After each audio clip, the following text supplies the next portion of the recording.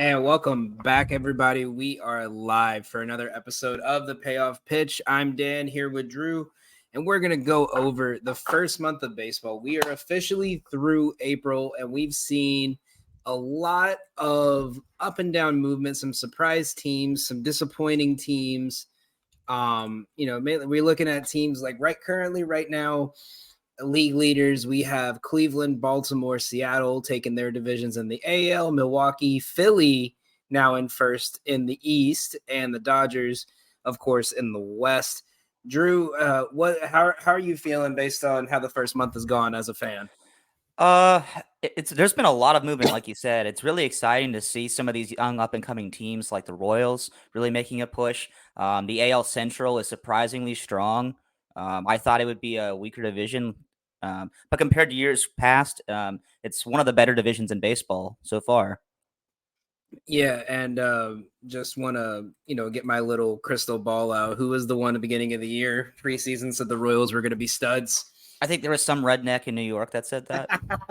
I called it, dude. Like, I'm looking at my futures now. If you guys have been following us, we did an Elite Eight of future bets. We had the Twins under 86 wins, which is looking kind of strong right now. We have Kansas City over 72 wins, Tampa Bay to not make the playoffs, and that's looking pretty solid.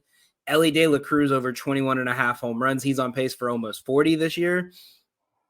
And Aaron Judge under 44 and a half home runs, which is also looking very solid. He's on pace for just about to hit 30. So that's a good way to start. Especially make sure you guys, just a little promo for the For Frequency's Sake page. Make sure you guys follow us over on Substack. I'll put the link in the comments. We're doing a future for every NFL team for this year after the success of our futures for NBA. We went 20-10 on our futures for the NBA. So we're definitely cooking with some gas over here on these future plays. Link is going to be in the comments, so make sure you guys subscribe, follow. You'll get notifications every time we post. Also, before we get any farther, we do just want to recognize our sponsors, Beat the Book and Outlier.bet. Outlier.bet for all your betting needs goes over every insight in over 7 sports, covering everything from player props to spreads, money lines, and even alternate plays. It helps give you a parlay optimizer to help make you even more money, as well as Beat the Book, a betting social media app. Come join us over on Beat the Book. We, as long as many other professional bettors, post plays there every single day, and you can get all of our plays set directly to your phone, so you don't even have to open an app. Everything will get sent right to you, and you can join all of us in making some money. I think we went on a 5-2 week after a 7-0 week on our plays of the day. I know there's a couple of cappers over there that had over a 60 unit winning week. So if you would bet $10 a bet on all of their bets, you would have been up $600 already. So make sure you guys check out Beat the Book. Come join the community, come post your bets, come talk with some pro bettors and get some more insight. But nonetheless, let's get into it. We're going to start off with hot and not. Drew, who in your opinion right now, since our last show, has been the hottest team in baseball? Yeah, I don't think this will come as a surprise to anybody if you've been following baseball for the last couple of weeks that this is my response, but I've got the Minnesota Twins. They are absolutely on fire. They have won 12 games in a row. They've got the best winning streak that they've had in 33 years since that 91 team that absolutely destroyed their division with Kent Hrbek. They're averaging over 5 runs a game on offense, and since the beginning of the season, their bullpen has been the 5th best ERA in baseball. But it's been, like I said, it's been their bats that have really been picking up recently. So that's who I've got that's hot. Yeah, absolutely. I'm looking at some of their stats right now. Let me just since April 15th, so about 2.5 weeks, they're hitting 280 as a squad with 19 home runs out of 172 hits. They have a slugging percentage of 459. Isolated power, which the good one is 200. They're hitting 179 in. Their batting average on balls in play are 336. So not only are they hitting the ball out of the park. When they're hitting, they're finding the holes, and they're absolutely dominating. I was with you on that one, but I picked a different approach for this one. I took the Oakland A's. They are on now. Granted, they're playing the Marlins this weekend, but they are on a 6-game winning streak, and it hasn't looked like a fluke. They have crushed some of these teams. I'm looking at their 6-game winning streak. They scored 20 last night. They won 3-1. They swept Pittsburgh, only gave up 3 runs, and they beat Baltimore 7-6 to kick off their run.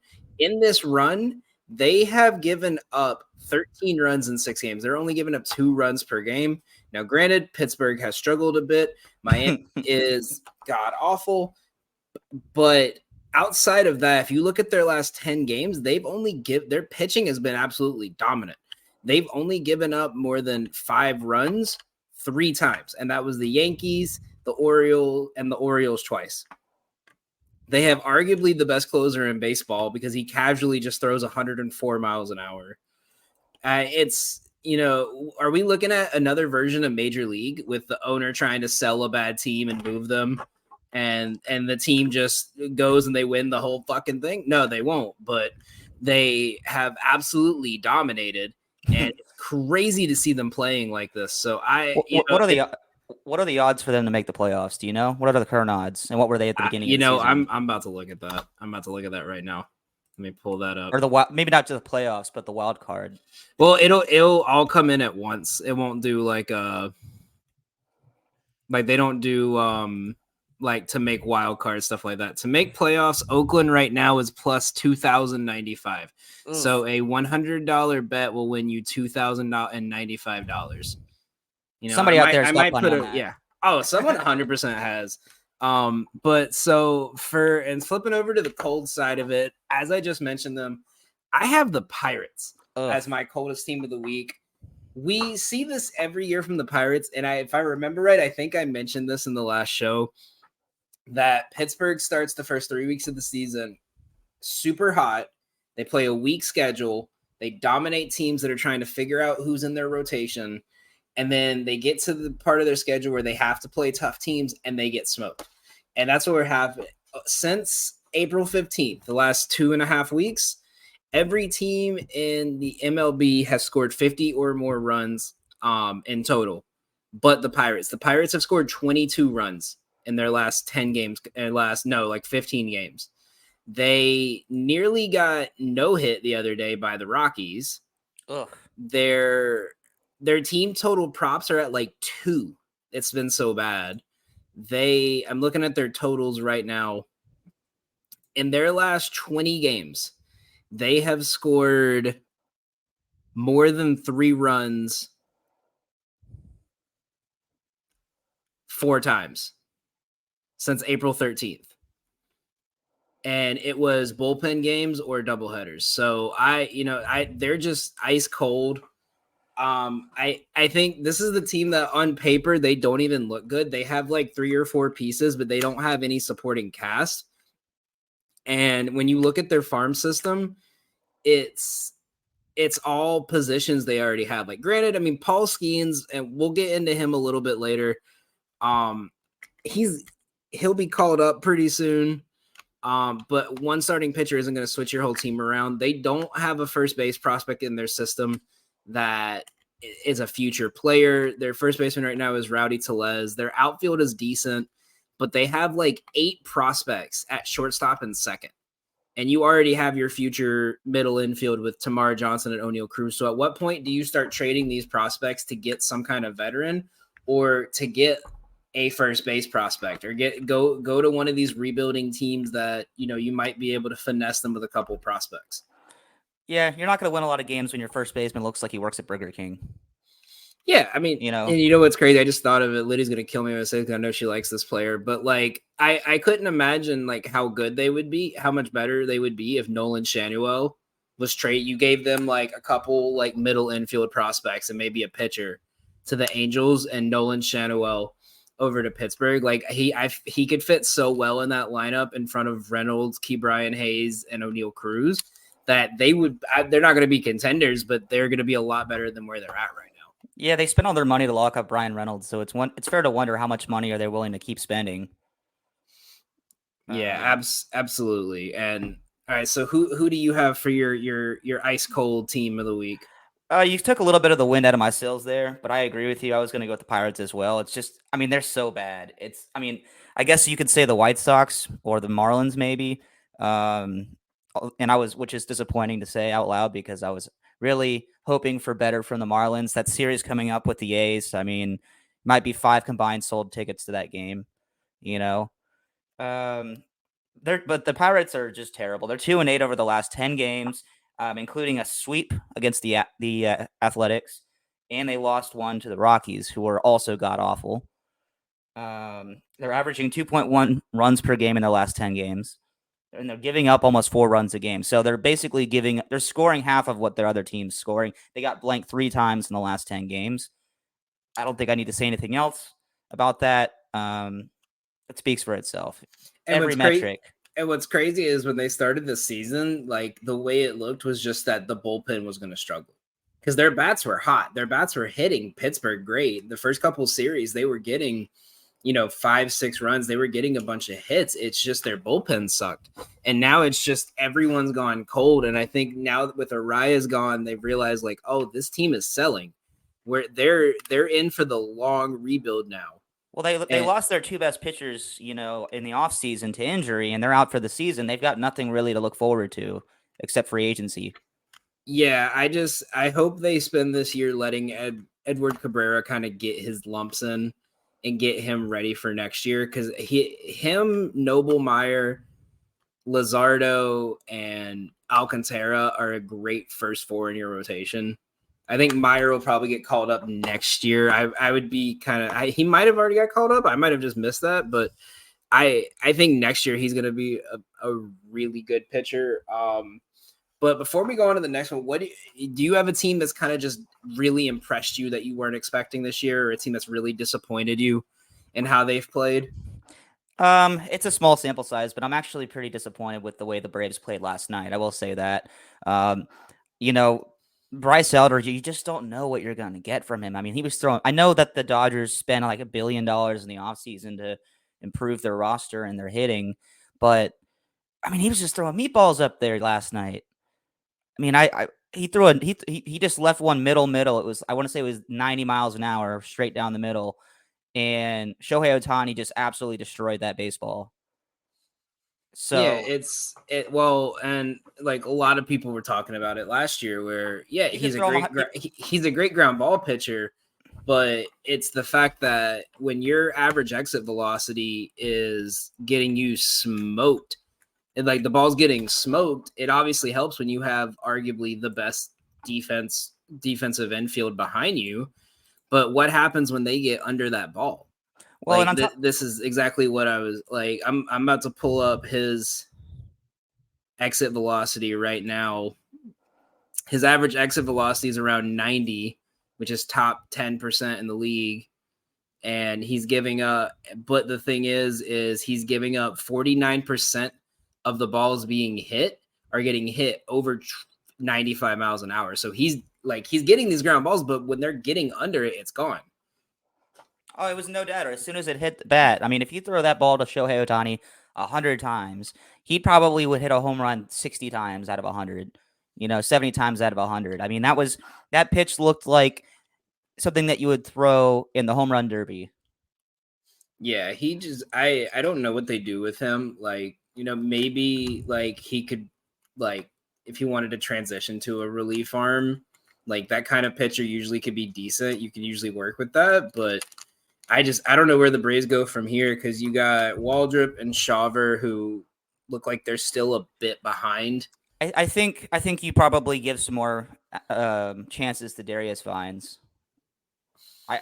But the problem, his problem. I think they got to trade for someone at this point. They like you could go find one of these pitchers in these like bottom tier teams. So I would have liked to see us go after Jordan Montgomery, but we didn't. Yeah, but in hindsight, I think it's probably the better idea because Scott Boras would just try to rip apart Anthopoulos. But I mean, I think like if the like we get closer towards, you know, like June, July, and some of these teams are looking to just give away players. You know, if the Rays are struggling, I think Zach Eflin could be a good arm at the back end of that bullpen. You know, you're looking if the Giants kind of slow down a bit, I'm sure you could maybe get like a Jordan Hicks that you could kind of rotate in as a sixth starter kind of thing. I just don't. I don't. The thing with the Braves is like we've kind of just gotten away with the last 2 years of like, oh, we shouldn't be winning, but we just happen to win these games, and it's starting to catch up a little bit to us. And I feel like even though the team isn't as a whole, the farm system is going through a rebuilding process because we traded every prospect we had. Yeah. And so now we don't really have many prospects available. I mean, obviously Shawver, Waldrop. Shawver will probably come up again this year. I would be surprised if Waldrop comes up. I would probably like to see him next year. But like who do we call up? Like we don't really have anyone. Like right now, Culberson's probably our best option to call up, and he's no, don't do that. Exactly. But I mean, we could talk about the Braves for 5 hours, but the team that disappointed me the most so far this year. I mean, everyone's gonna say the Astros, but I'm gonna say the Rangers.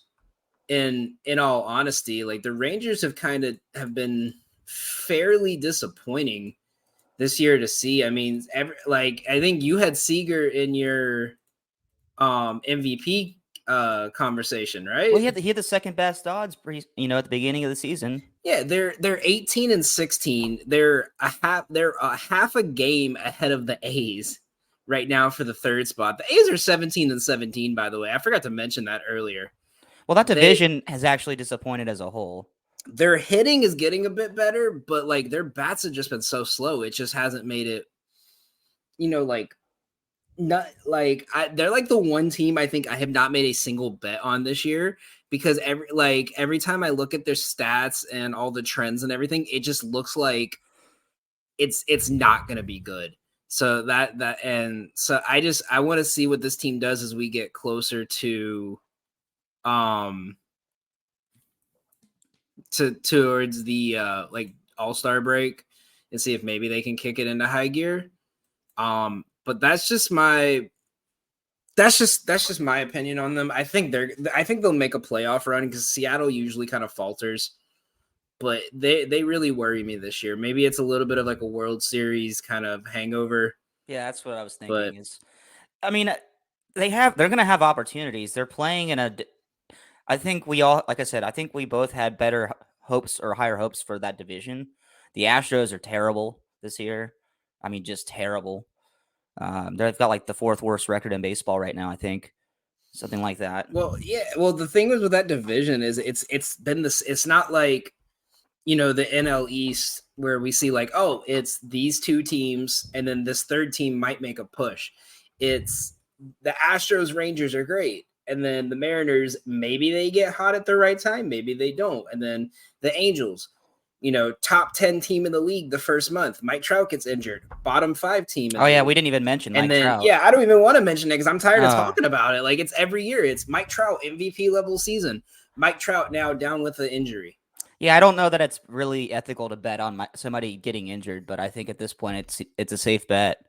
It's like, all right, to play under a certain amount of games. What's the over-under on how many games Mike Trout will actually play in a given season? But moving on towards we're now a month into the season, and with all the trades, all the free agency moves, we did a winners losers at the beginning of the season. But now that we're a month in and we've seen some of these guys in action, who are your winners and losers of the free agency market as of May 5th?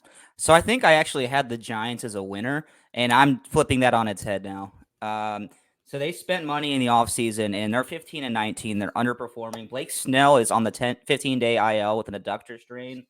And even before that, he was 0-3 with an 11.57 ERA. I mean, that's just not good. That's not.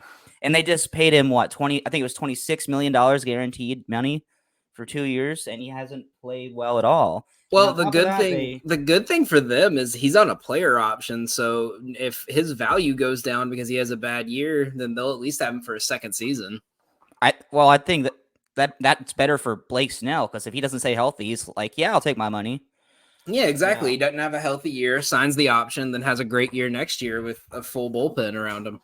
But also they also signed Jorge Soler, right? And he, in 119 at bats, he struck out 33 times. That's not what you want when your only job is to hit and you don't hit. That's a problem. He's hitting 202 right now. Yeah, I'm with you on the Giants there. I like Matt Chapman's not been playing well either. Obviously Lee has been a great add-on. I think Jordan Hicks has been a good add-on, but yeah, I think like all these big pieces that everyone was like mainly focused on in the offseason just have not come through yet. So I'm with you on that. My losers was the Angels. For obvious reasons. I mean, obviously, it's not just the losing Ohtani. One of the key pieces you brought in this offseason in Aaron Hicks, he's already been DFA'd. So it looks like they're just already saying, you know what, Ron Washington's first year is going to be a 50-win season. Like that's kind of how they didn't bring in anything to the only fill in for the depth issue they had is Miguel Sano behind Rendon. Like that's really it. Adele is playing great, which I'm happy to see. Their outfield is kind of solidified for the next couple years between Adele, Trout, and Ward. But at what point do you just say, like, let's get some prospects, let's just bite the bullet and cut Rendon, and I think Rendon would be fine with that. Go find someone to play third. Rendon would be fine with that. Like your best two players right now on the field are rookies that you called up 2 weeks after they got drafted. Like the Shanuel was in the minors for a week, and he's their best hitter right now. He had like 35 games in a row he got on base. Like he's a stud. But at what point do you like the big issue they had was defense, and their defense has been fixed a bit with Ron Washington, but it just like you brought in the pitcher you brought in to kind of solidify middle of your rotation, injured to start the season. Your bullpen is so god awful that even the announcers don't know where these guys are coming from. Like Lydia is an Angels fan that she knows everything about the team, and I'll tell her this some guy's pitching, and she just looks at me confused, like, who is this? Like it's bad. But are they having open tryouts? Because I need some money. Dude, they might need to hire Willie Mays Hayes. I'm just gonna pull that. I'm just gonna show up one day to practice. But going to the winner's side, I had a tie. I had between the Brewers and the Cubs. Cubs, obviously, Bellinger was a great re-sign, and Imanaga has been amazing. The Brewers are my focal point because you trade away your ace, knowing your two next best pitchers in Devin Williams and Woodruff are going to be out for the season or majority of the season. You get two good prospects. You have all your young guys come up and are playing amazing. And you sign Rhys Hoskins, who's been a dog to start the year. And you're first I think they're still first in they're in first by a whole game in the NL Central when everyone thought you were barely going to win 70 games this year. So I think they obviously take the cake. They're a top 10 team in baseball right now. You cut out.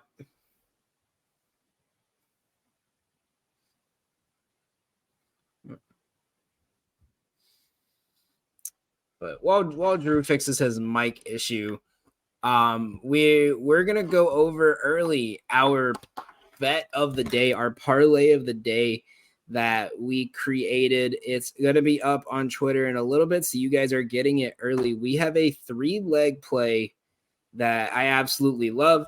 We're taking the Braves to beat the Dodgers, Oakland to beat the Marlins, and Milwaukee to beat the Cubs today. While we're getting him set up, we're gonna break down why we love this play so much. First off, Braves-Dodgers. Braves have Fried going to the mound. He's been a stud lately. He has been pitching great, and we're going against James Paxton, who has not been the best pitcher so far in this lineup. And with this rivalry, the Braves are not going to get swept. They're going to be fighting a little bit extra hard today. I think they're going to go away with the win here. They're going to at least try to get one win out of this series. So I'll take that. And we're going to the A's game. We already talked about it. The A's are hot. They're studs. The Marlins are struggling. They've given up. They've kind of lost all hope already. So we're just going to add that in as a filler. And the Brewers one is my big one. Brewers Cubs is a big series. Hang on one second. Brewers Cubs, you have Peralta on the mound going against Assad. These are two of the best pitchers on both teams, but Assad has not went long into games. He's only went to the 6th inning or farther once this year, and the Cubs have the worst bullpen in baseball right now, going up against pretty much an all-righty bullpen today, and the Brewers are the best team hitting against right-handed batters outside of the Padres. Once they added Arias, they jumped to the top of that list. We're just adding them in there right there. I think this should be an easy win for the Brewers tonight, especially after getting beat on a walk-off yesterday. You can catch all three of them at plus 400 on DraftKings. I did this on Fanatics because I had a boost on Fanatics. It boosted it to plus 700. So I absolutely love this play today. This is going to be a fun day of baseball. I'm excited. We're going to head to a quick commercial break, and then we're going to come back. We're going to go over rookies. We're going to go over our best players of the month, and we're going to answer your guys' questions for betting, fantasy, anything you guys got. Leave it in the comments for us, and we'll discuss it right after the break.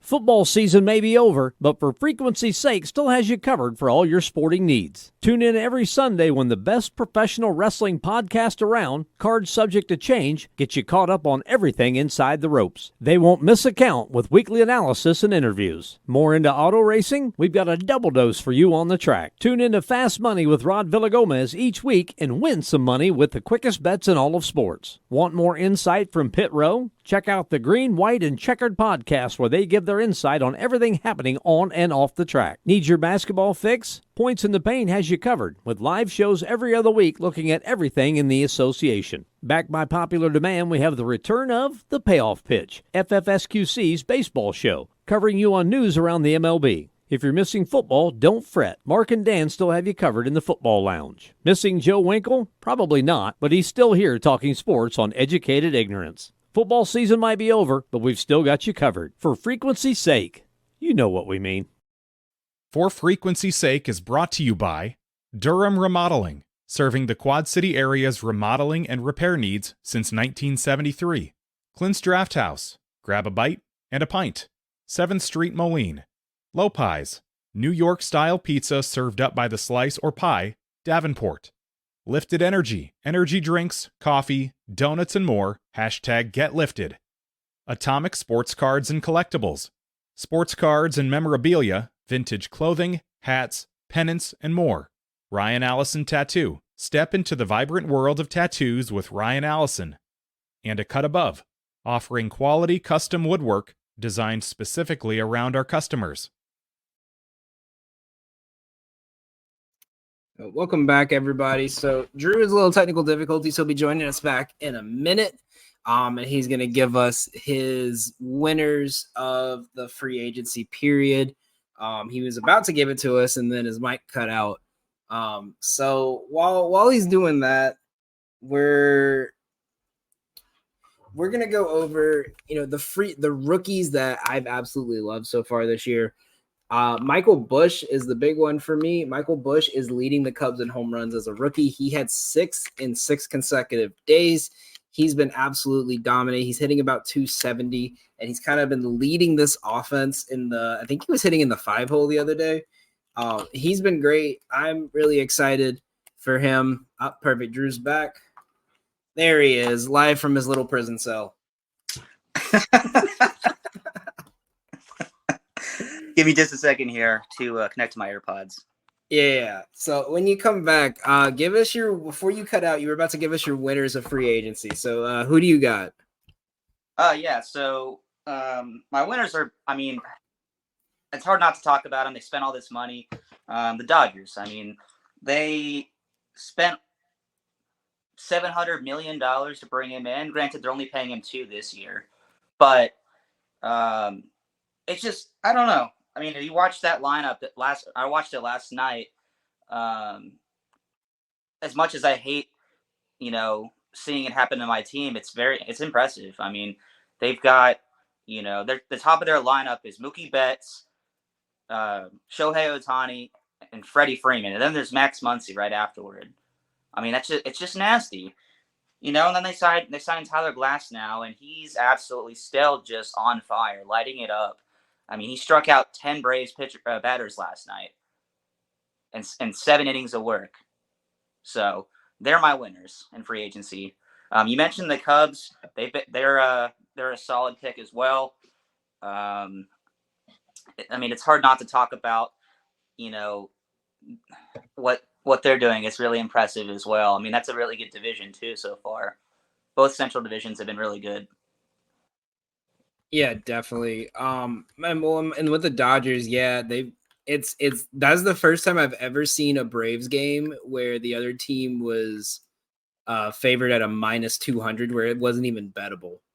Like that kind of took me by shock. But yeah, God, they're just so good. It's hard to. I don't even like watching it because it's just like you turn it away for 1 second, they've scored like 10 runs. But the big thing I was looking at actually about them since the wild card era, the team that has had the best record in baseball has only won the World Series 7 times. The Dodgers were one of them, but that was the COVID year, and they went 43-17.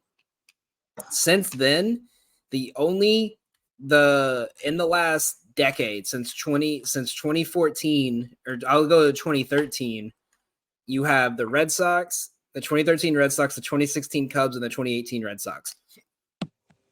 The thing with this Dodgers team is it's not their bats. It's if their pitching shows up in the playoffs. Because every year there's some team that just hits them perfectly well and they all start falling apart. Glasnow didn't really pitch that well last year in the playoffs either. So that's going to be a big worry for me. Yeah, I could see that. But, I mean, it kind of makes you wonder, doesn't it? The last couple of years, the Braves won their division, right? And then the Phillies came in as the wild card and took them out. It makes you wonder, is it better? And this is something that it seems kind of silly on its face, but I've heard it mentioned a few times is it better to come in and not win your division in baseball, because when you win your division, especially the way the Braves won the division last year, where they just kind of ran away with it, they rested guys and things. It makes you wonder, like, baseball players need to play every day, right? Right. Yeah.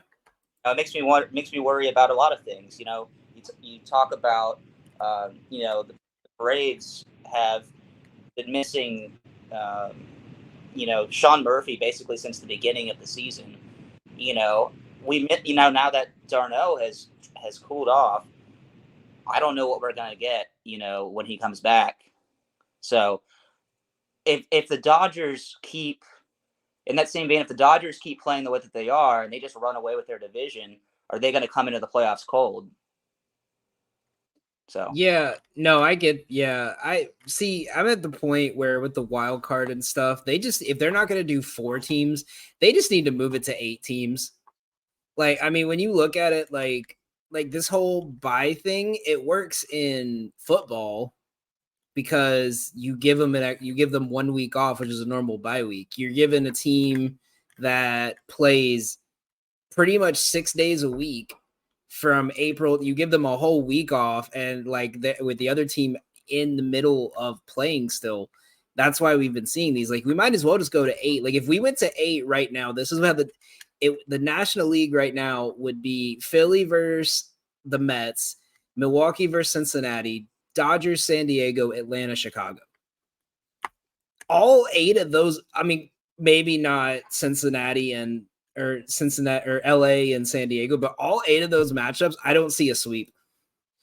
Yeah, and just like Vince is saying we could go shorten the season.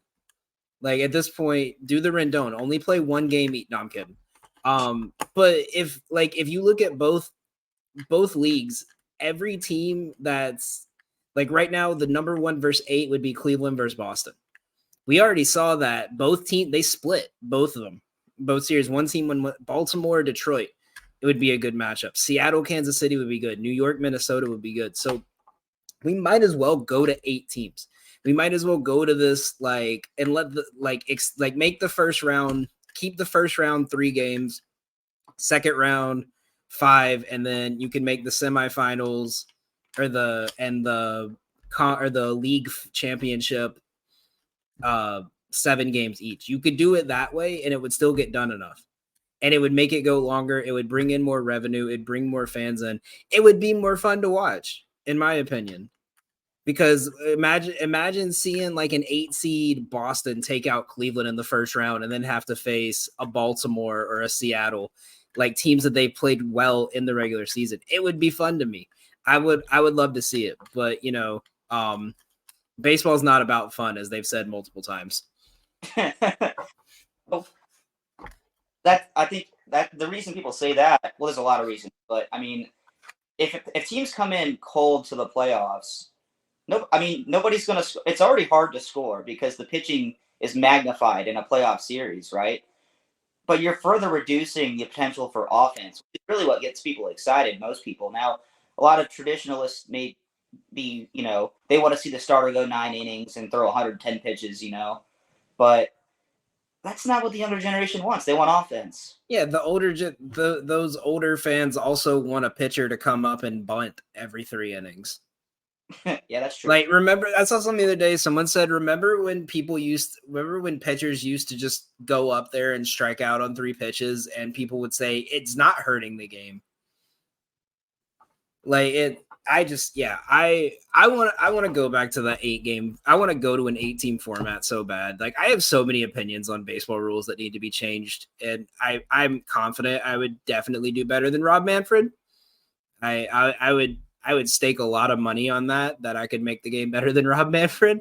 So, but I'm just a degenerate gambler. That's all me. He's already announced he's stepping away from the game after his term is up. Oh, we're gonna throw a parade for that. Like, no more World Series parades. We're only throwing we're gonna throw a Manfred retirement parade and just throw him into the ocean. Hell, I'll drive him. But moving on, let's go over the rookie watch. Drew, what couple rookies caught your eye so far? First month of the season. So there's definitely one that's impressed me. We talked about the Cubs a little bit already. Michael Busch. I literally just said that one too when you were off air. Go ahead. You probably have a better review of him than I do. 505 right now. He's still technically a rookie. I know he played for the Dodgers at the tail end of last season a little bit, but the way MLB does their playing time rules, he's still a rookie. But he was traded to the Cubs in the offseason, and he only hit 167 or $167 in 27 games last season, but now he's hitting 270 with 6 homers. So I think a change of scenery and being in Chicago has really helped him out. Yeah, definitely. I mean, and I think we're both in agreement. Imanaga has been absolutely amazing to watch this year. That was my other rookie on this list. The big one for me was Jared Jones. Last night he went 7 innings and 10 Ks. Granted, it was Colorado, but he has been absolutely amazing. I think a lot of people were expecting him just to stay as an end of rotation guy. And obviously with Paul Skeens coming up, you're not going to let Jared Jones be your ace, but I can see him, Keller, and Skeens is a very scary top 3 when Keller's hot. But he's been absolutely amazing. He's throwing 100 miles an hour. It's very Spencer Strider-esque, but every time I watch him, I don't look at him like, oh, he's going to blow his elbow out on this pitch. And maybe that's because I'm not a fan of his team, but he just looks so much more in control of his pitches. Yeah, so I think we're things here because he was my pick for the next to be called up. In fact, they're saying he's slated to actually make his major league debut against the Cubs on May 10th. But in 6 games in AAA ball this year, he's thrown a 039. Yeah, he's got 41 strikeouts and only 6 walks in 23 innings pitched. I mean, if he was in the MLB, he would be leading all of baseball in ratio of strikeouts to walks for anybody that's pitched more than 20 innings. So, I also have one that was one guy that disappointed me this season so far. In fact, it was so bad that he got sent back down to reevaluate. Is Jackson Holliday for the Orioles? He struck out 18 times in 34 at bats and was only batting .059. I mean, that's pretty bad. Yeah, I don't want to I feel like everyone's freaking out on him. I got to find the stat on it, but I saw a stat that was showing majority of his minor league stats or his at bats, he was swinging on the second pitch. And obviously it's different when okay, if this guy's throwing me a ball over the plate, I can smash it versus you get to the pros and they know, oh, he's swinging on the second pitch. So just throw him 2 balls and you're going to be down 0-2. And I don't think there's cause to worry. I think he just had all this hype around him and everyone was so excited and he had a bad pitching matchup. But this is also what the Orioles have been kind of known for this year is they swing for the fences. They have a very high strikeout rate, but they're smacking the ball. So I think he was just trying to stay with the status quo of just, I'm going to hit the ball as hard as I can, or I'm going to swing of a strikeout trying. Well, they're also very good at developing talent, which has become very obvious recently. So I'm not worried about him. I just was really disappointed with the way he started out, but I know that they'll work with him and get some of those things sorted out. Yeah, I think who was it? I think Kyle Harrison, he got called up for the Giants. I really want to see what he does. I think he's kind of been a bullpen arm this year, or he has started a couple games. He's one I really want to watch because I like him. He looks good. He pitches well. It's just one of those where if his control's not there, and I guess you wouldn't even call him a rookie because he pitched most of the year, but Hunter Brown, is this a sophomore slump or is he just because he's pitching better the last couple of weeks, but is this a sophomore slump or is he just not that good? I don't know. I don't watch enough Astros. I just know that when I saw that headline a few weeks ago we talked about, I went back and watched the film and I just think he's not that good. I mean, the Braves lit him up too, but the Braves lit a lot of people up. Yeah. And last couple of starts, he's been pitching pretty well. So I'm hoping not because he's a very good arm, especially with Verlander there kind of showing him some stuff. He could be really scary. But going on, we're in our final segment, the monthly award time. Drew, who is your monthly MVP? Yeah, I went with another Dodger. It's going to be Mookie Betts. I think he's running away with the National League MVP right now. Last year, it was down to the wire between him and Acuna, or at least that's what the narrative was. We all know that Acuna deserved to win that MVP, as evidenced by the unanimous, voting last year. But this year, Acuna's kind of having a down year, or at least by his standards, he's having a down year. He's still only got 2 home runs, although it does look like he's getting it together a little bit. But Mookie Betts is hitting .360 right now, and his average actually went down yesterday because he was batting over .370. And he's got 27 RBIs, 27 walks, and only 16 strikeouts. He's got 6 home runs and 8 stolen bases. Right now, he's on pace for 30-30 season. So yeah, I mean, yeah, when you have Ohtani and Freeman hitting behind you, I wouldn't be too worried about swinging. I'd be a little bit more relaxed at the plate too. Yeah. Yeah, I like that. I picked Gunnar Henderson. Gunnar Henderson is a stud. He went from Rookie of the Year conversation to MVP in less than 6 months. That's crazy. He's leading the league in home runs. every ball he hits, it just looks like it's gonna be a home run. Like I'm looking at some of his stuff right now. His average exit velocity is 95 miles an hour. He's currently fourth in average exit velocity. The only three in front of him, Miguel Sano, who's only played like 8 games, Soto, and Judge. He's average his fastest ball hit, he hit one 115 miles an hour, which is top 5. His hard hit rate is at a 55%. So he is bombing every pitch he hits. He's smacking it. I think he could already be running away with MVP. I think a lot of people were going Seager. Soto was high volume, but Soto's just done what he's done. He hasn't done anything exceptional, in my opinion, this year. And Gunnar Henderson's just come out blazing. And if he keeps this up, I don't see any reason why he doesn't win MVP. Come on, man. That's not fair to Soto. But if you're comparing him to himself, then yeah, he's having an okay year. It's the same thing they did with Trout, where Trout is just so good when he was in his prime that he wasn't winning MVPs because no one was expecting anything different than that from him.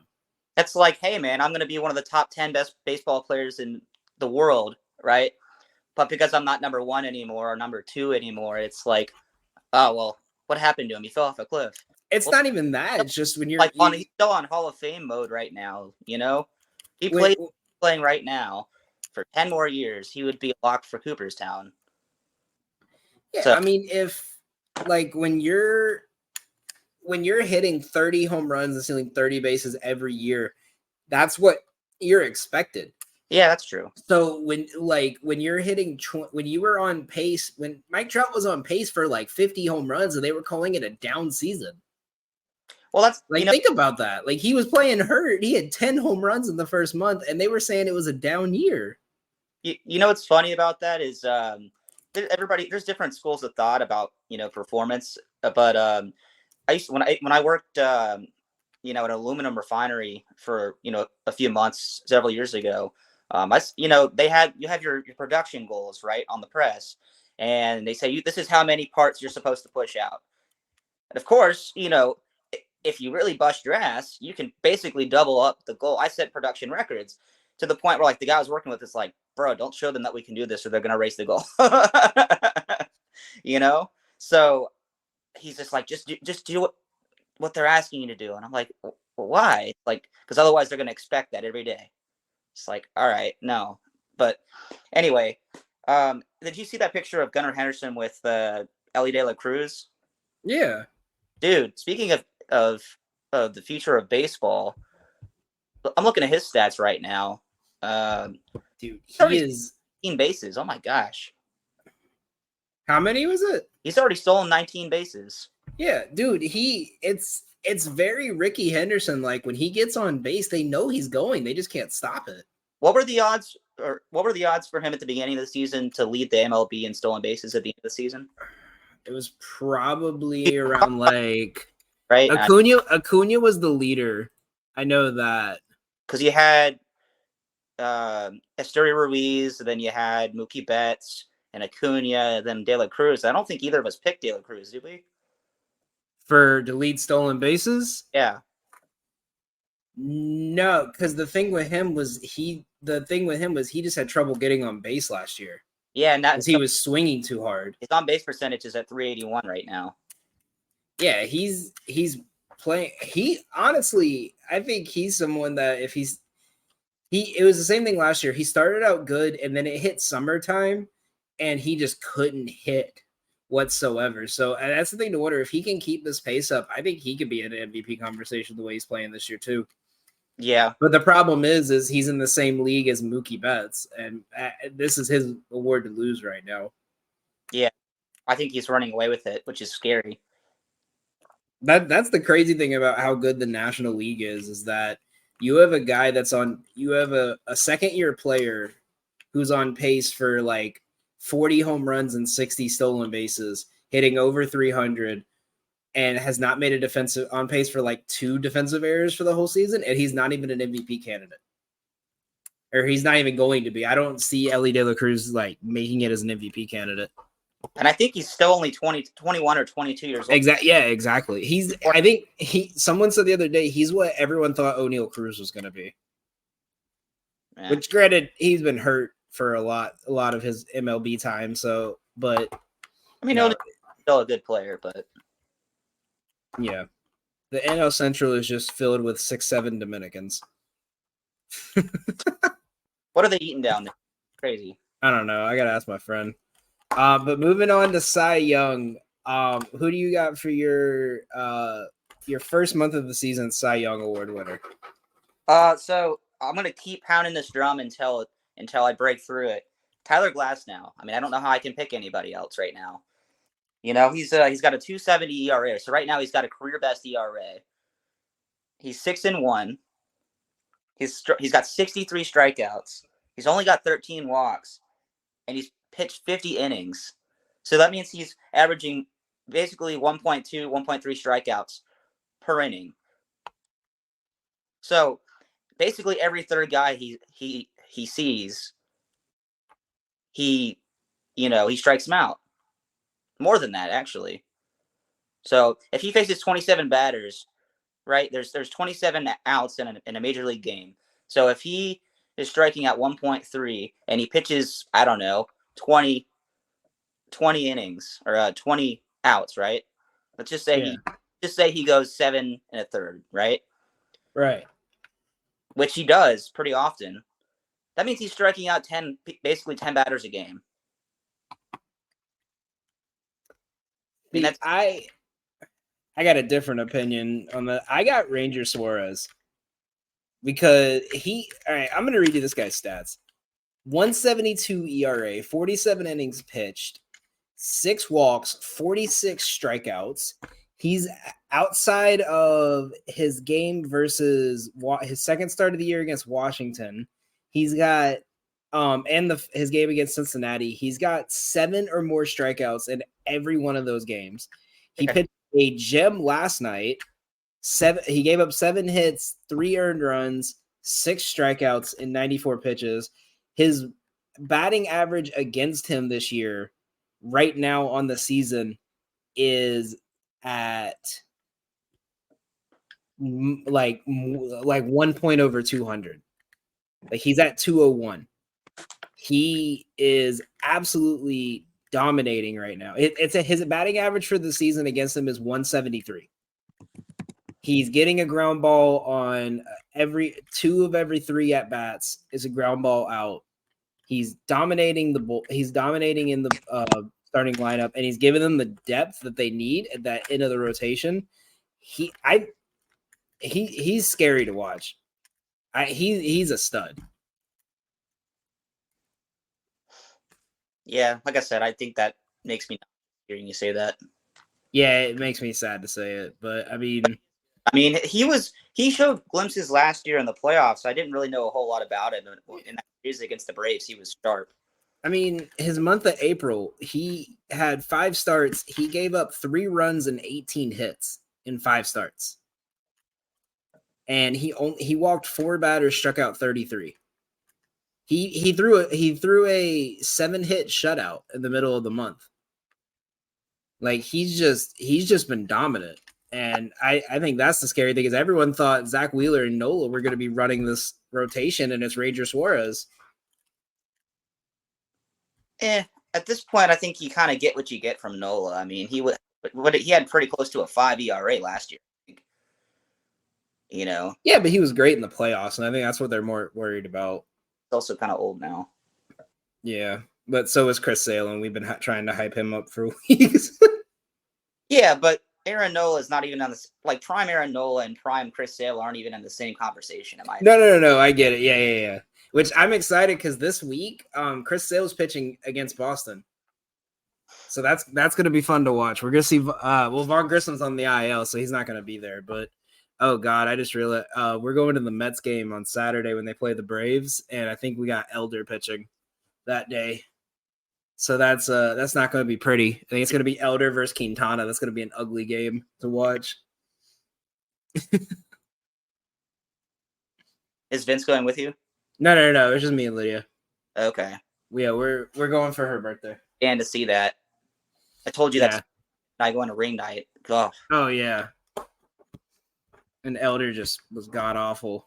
The Mets have actually been pretty decent this year. It's kind of Sevy is I was actually really surprised at how well he's done this year. He had an off year last year, but he's been like a really good piece to their rotation. So I'm kind of excited for that. The Mets community on Bleacher Report just so I can go in there and troll them, and I haven't really had a whole lot of opportunities to do it this year, and it's disappointing. Yeah, I'm waiting until August when they fall apart. But so we're wrapping up here. We're heading close to time. So we mentioned it earlier. We're gonna go back over our parlay of the day. We have a 3-leg parlay. It's plus $400. $10 wins you $41 back. We have Brewers money line, Peralta versus Assad. Listen, we got to listen to the Braves expert. He knows better than us. But as I was saying, Brewers money line, Peralta versus Assad. Peralta's been a Cy Young candidate all season.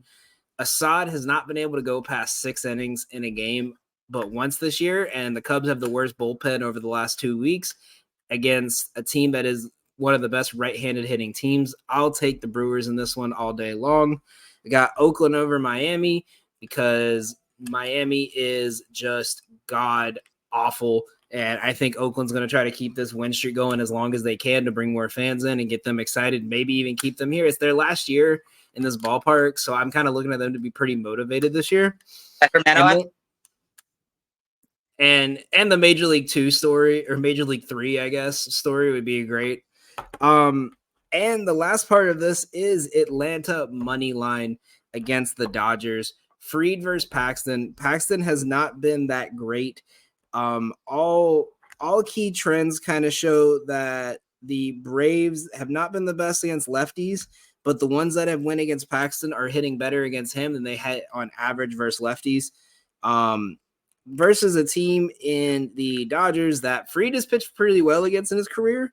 There's not many players on this team that have kind of a positive batting average differential against them outside of Muncy, and that's too small of a sample size to look at. I mean, if you look at it, Betts and Will Smith are both like 1 for 12 against him.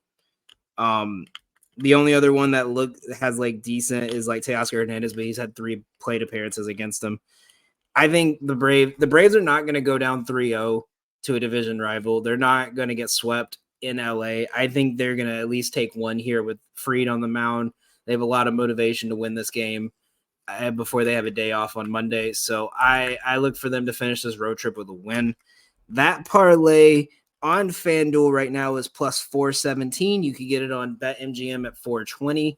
I did it on Fanatics Sportsbook, and I used my 50% profit boost that they're giving out right now for the NBA playoffs. If you guys are Fanatics users, you could use that and get this over plus 700.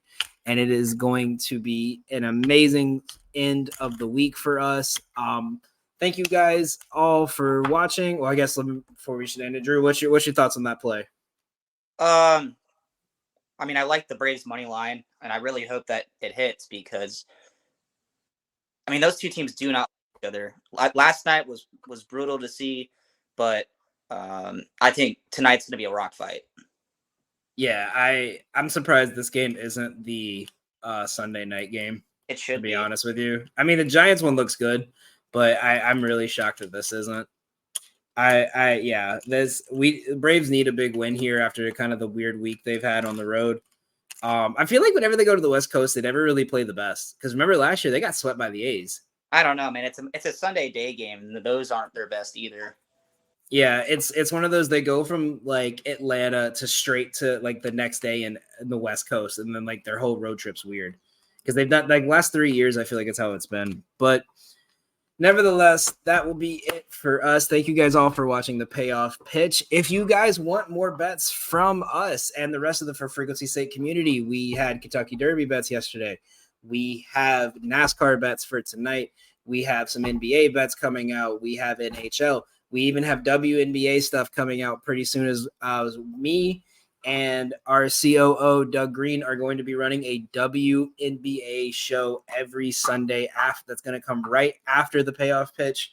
So make sure you guys check that out as we watch Caitlin Clark and the rest of whoever. But if you guys want more bets from us, make sure you guys follow us on Twitter and on Beat the Book. We have a VIP service. For $1 a day, you can get all of our picks directly sent to you. We are up over 15 units to start the month, and we're absolutely crushing bets. Let's keep the money going.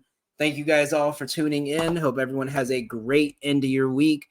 Let's get some money. Let's hope our teams win. Unless you're a Dodgers fan, I hope your team loses terribly and your whole fan base cries. Thank you guys for watching. Thank you guys for watching. Have a good one.